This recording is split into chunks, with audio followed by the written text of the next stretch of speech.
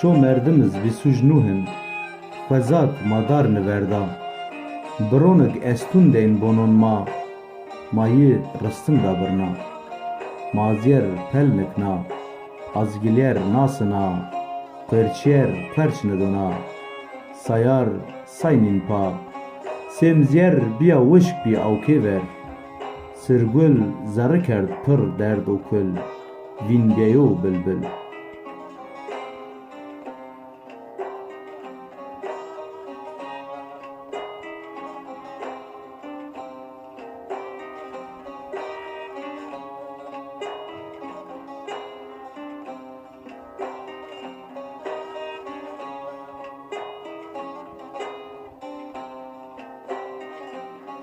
Şar daron nonru ma birney darxwe,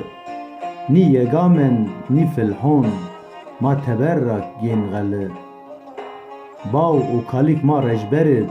ket helalib, siba hetunî şo nonê xwe verdib, ma û qij nizon yega çû cûyîn çû.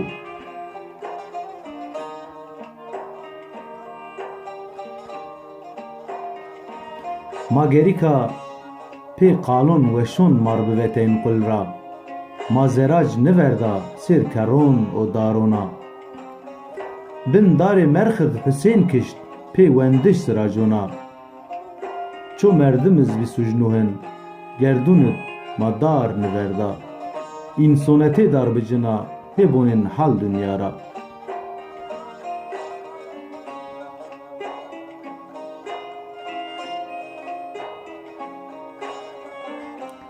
Bêrên hema erê nibû ma agir,